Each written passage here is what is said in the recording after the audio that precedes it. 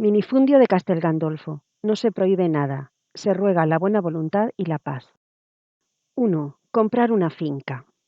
En abril de 1974, el sargento primero Francisco de Asís Patiño salió destinado de la base de los Llanos de Albacete hacia la Academia General del Aire de San Javier. Como el traslado definitivo de la familia no podía producirse hasta el comienzo del siguiente curso escolar, nuestro padre estuvo viviendo durante esos meses, hasta más o menos el verano, en el pabellón de la academia y ocupaba sus tardes en buscar una casa de campo. Él había nacido en el campo, había vivido siempre de niño en el campo, y era su pulmón no solo físico, sino también espiritual. Se daba también la circunstancia de que había quedado resuelta la herencia de sus padres. Nuestra tía Nieves había adquirido la casa de Torrevieja que a mi padre correspondía y había un dinero disponible para invertir. De este modo, empezó a dedicar sus tardes a buscar casas hasta que llegó al barrio de Sitigueras de Abajo, en el término municipal de Orihuela, porque entonces el Pilar de la Horadada aún no tenía ayuntamiento propio. La primera opción de compra fue la casa que hay adosada al actual Castel Gandolfo. Quedó apalabrada, pero finalmente el dueño de la casa decidió vendérsela a otro postor, dejando colgado, por decirlo de buena manera, a nuestro padre.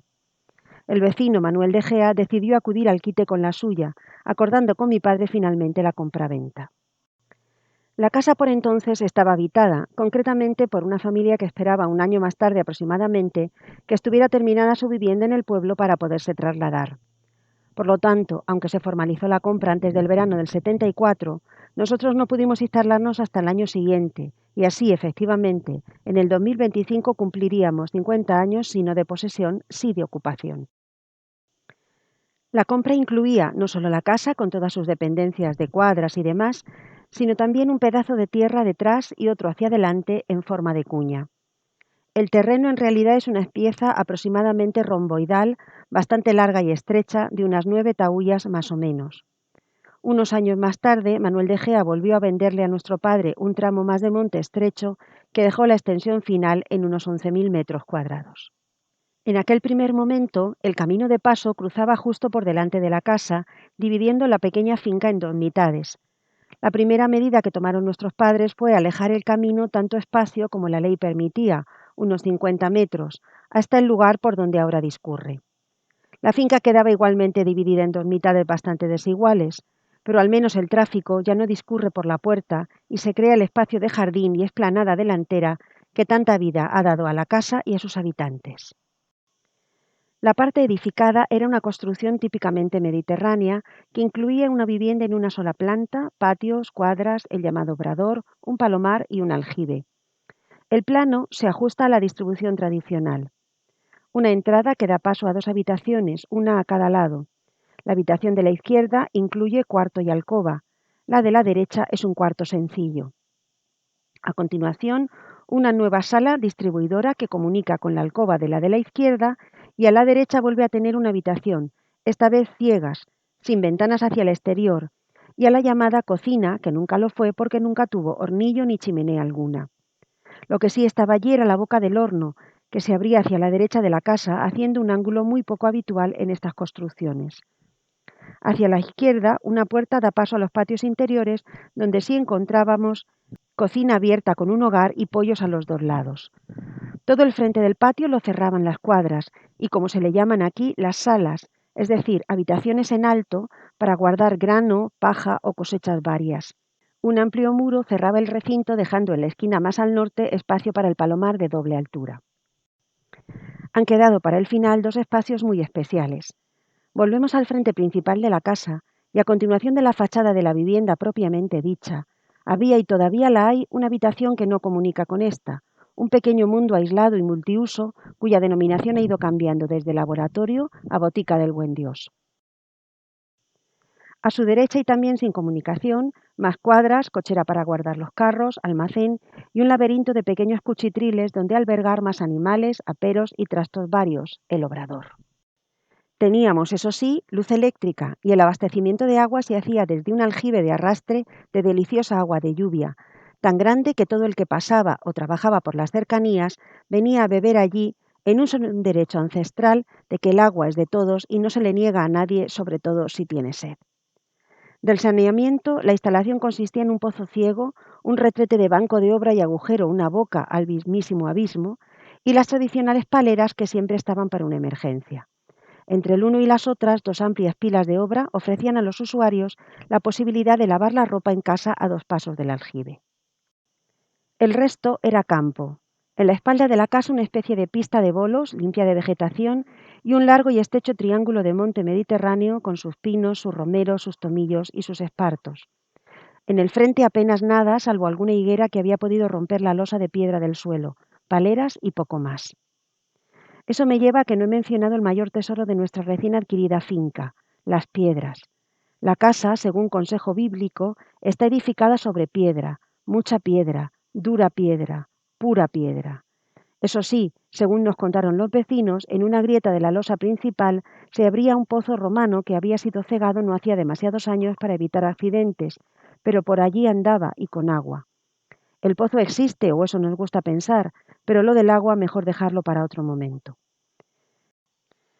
El resto del terreno, básicamente lo que se quedaba al otro lado del trasladado camino, eran bancales de cultivo de secano del bueno, o bien en barbecho a la espera de ser cultivados, o con unos renqueantes melocotoneros que tuvieron una corta vida con nosotros. 2. El vecindario. Nuestra recién adquirida finca formaba, como ya se ha dicho, parte de un casorío de 3 módulos de viviendas. El señor Julián y la señora Marcelina vivían con su hijo Julián en la casa suelta, lindando con los huertos de la explotación agrícola Los Romero. Tenían otro hijo, Emilio, el arquitecto, que vivía en Madrid, pero venía los veranos aportando a nuestra pequeña comunidad a su pareja, también Emilio, pero con bigote. Cuando Julián se casó con Encarna, se vinieron a vivir allí, en una casa nueva, salida del magín del hermano Emilio, conocida como El Chalet. La casa que nunca se nos vendió, sí lo fue al tío Abilio, que era en realidad Ovidio, según supimos el día de su funeral. Su interés era básicamente la tierra, pero la casa fue ocupada por parientes varios y se llenaba una vez al año de gente, folclore y alegría, mientras mataban, procesaban y se comían un cerdo. Como las dos casas están adosadas, la fiestuki también lo era nuestra inevitablemente. Un poco más hacia Orihuela, a menos de medio kilómetro de nuestros Siete Higueras, había otro Siete Higueras, el de arriba, donde vivía otro de los clanes que formaron parte de nuestra infancia. Lamento no recordar los nombres legales, porque todos los conocíamos como el tío Sastre, el patriarca, el Sastre hijo, padre de familia de las Sastricas, dos niñas que se incorporaban ocasionalmente a nuestro círculo de juegos con su travieso hermanillo menor.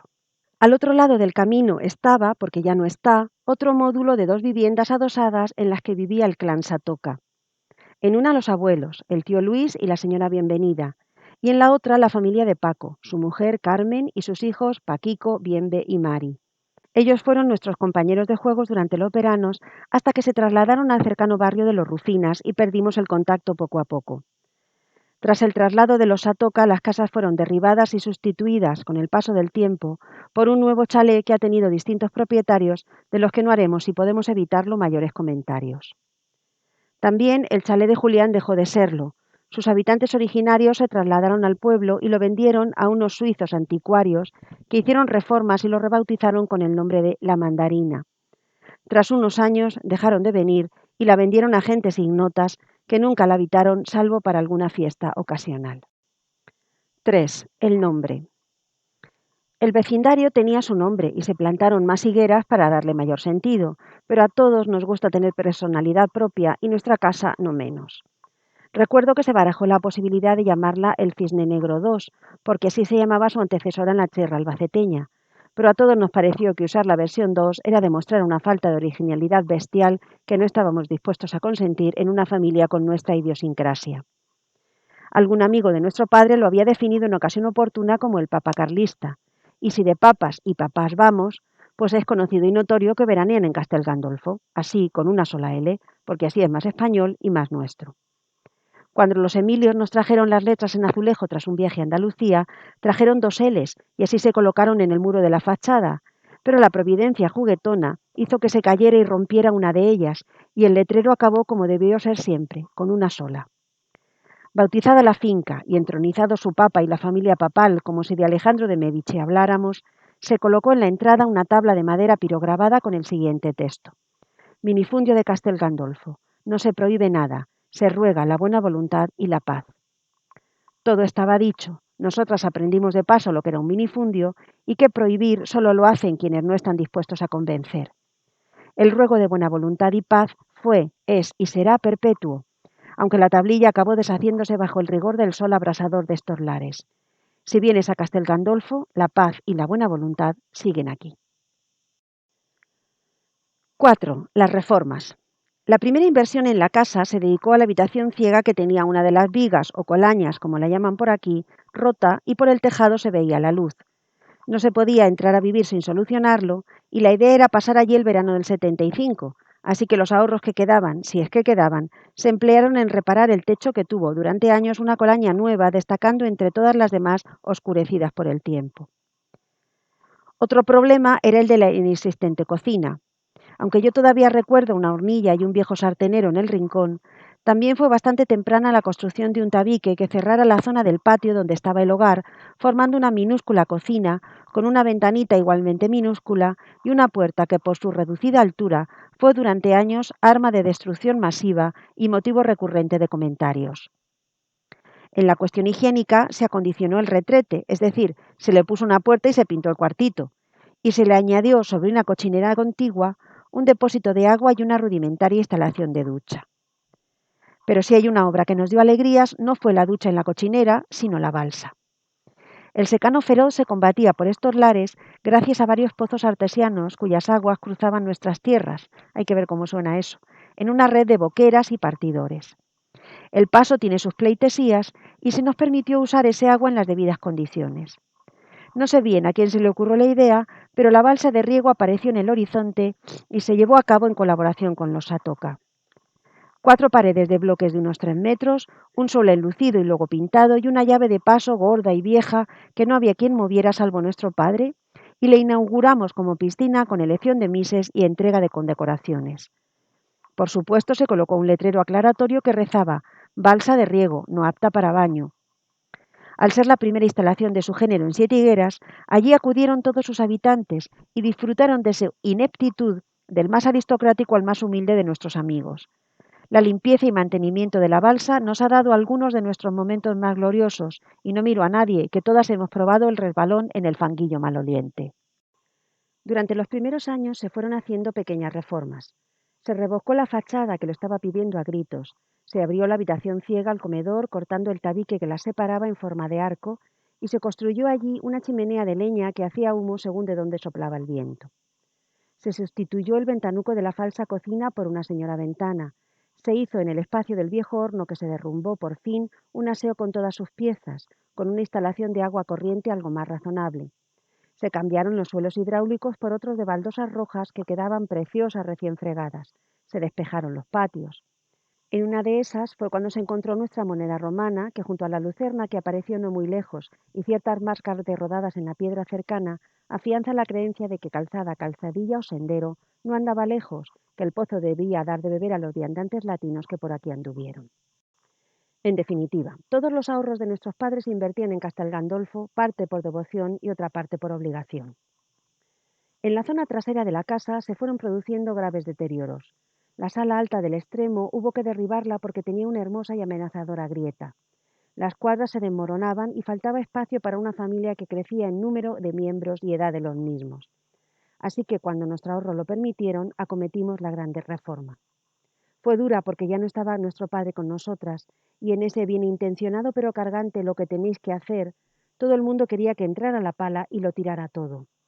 Nos resistimos como jabatas hasta encontrar por mediación de Emilio a uno de los grandes benefactores de Castel Gandolfo, Ginés Casas, el albañil más listo, amable y honesto que ha pisado nuestras tierras. Nos escuchó, no nos dijo qué hacer, sino cómo hacer lo que queríamos, y convirtió las cuadras en el ala nueva, así lo pone el llavín, con cocina, por fin una cocina de verdad, comedor y 2 dormitorios, y baño en la parte de arriba, siguiendo los creativos planes de nuestra madre, no en vano con sangre de albañiles corriendo por sus venas. No pudo salvar Ginés la escalera de piedra, pero cumplió fabricando una casi igualita, aunque cambió el sentido de la bajada. Y de propina nos arrancó la promesa de que la siguiente obra sería la piscina, que con esos calores era más importante que otros proyectos. Y así fue. Para el verano de 1994 se construyó la mencionada piscina donde antes estuvo un pequeño estercolero junto al viejo pozo romano y el olivo que lo conmemora y señala. Pero ya hablaremos de ella más adelante. La casa aguantó como pudo durante algunos años, pero el viejo tejado empezó a ponerse peligroso y hubo que intervenir en serio.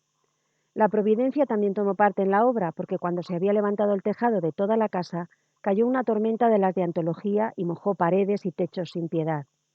Era el momento del pues ya, y acabamos cambiando sus suelos, remozando muros y, como estaba previsto, dejando el tejado como los chorros del oro. La chimenea de la casa fue remozada a gusto de Emilio, que aconsejaba pero asumía que no hiciéramos caso siempre, y el obrador vivió su gran epifanía. Lo único que no se reformó apenas, salvo la cuestión del tejado, que era imprescindible, fue el laboratorio botica, que mantiene su suelo original y todos sus recuerdos. Y así nos plantamos en el año 2025, con la casa ya pidiendo obra de restauración de fachadas y bajos, y todavía con proyectos por realizar. La famosa torre biblioteca que nuestro padre soñó, una nueva ermita, una ampliación que proporcionara habitaciones independientes para todos los miembros de la familia, y un mosaico de la Virgen para presidir el patio.